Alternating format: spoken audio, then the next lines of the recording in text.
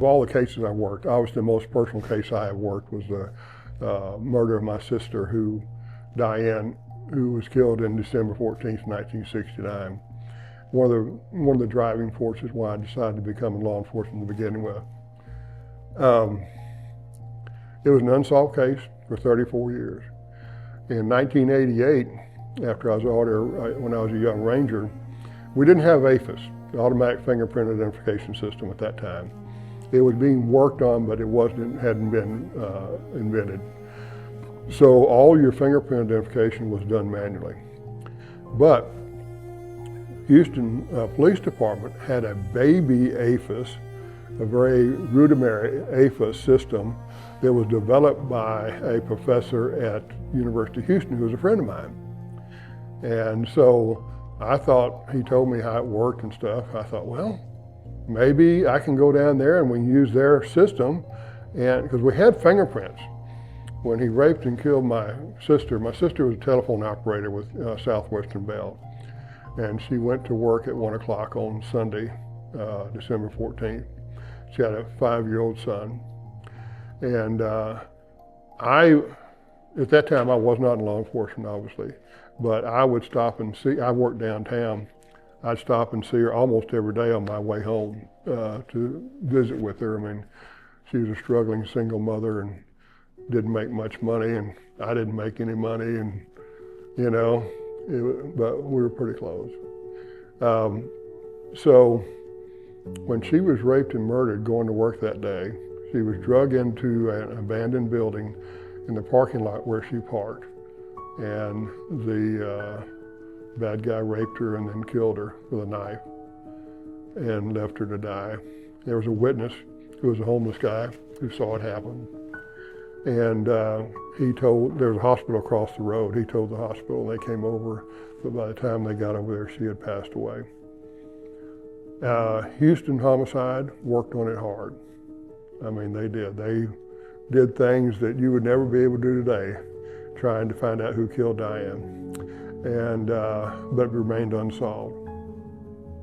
So in 1988, I went down to HPD, had them pull the case for me, and then we ran the fingerprints off of her car because he stole her car and then abandoned it 3 blocks from where he killed her, and had good identifiable fingerprints. Ran it through the system, didn't find anything. So then I took it over to Harris County Sheriff's Office. They didn't find anything. So then they took the fingerprint cards back and refiled it.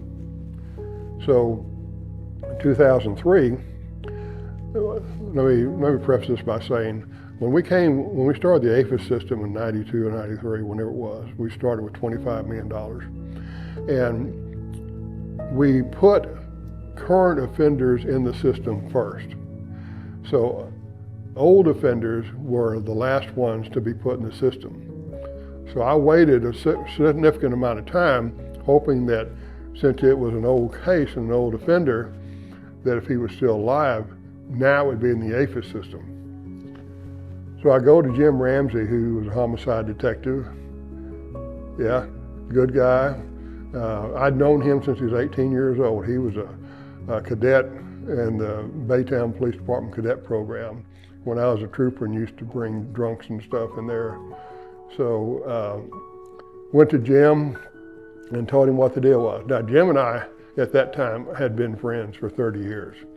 He never knew that I had a sister who had been murdered. Nobody really knew that. I didn't share that with other people. And it was obviously very painful for me to begin with. And second of all, just not something I wanted to talk about. So I shared it with Jim. He pulled the case. We started going through the case. I wanted to look at the crime scene photographs.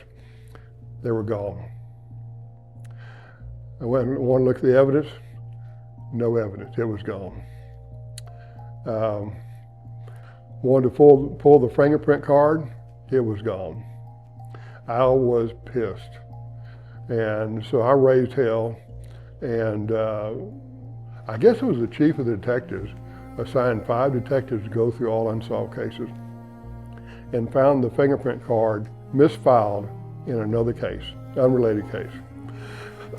So once Jim told me we had the fingerprint card, we carried it to Austin to be examined. One of the examiners was assigned to it, and she worked on it for 3 days, made a batch. And the guy was still alive, and he was not too far, he was on parole. He'd been out of jail his entire life as a juvenile and as an adult.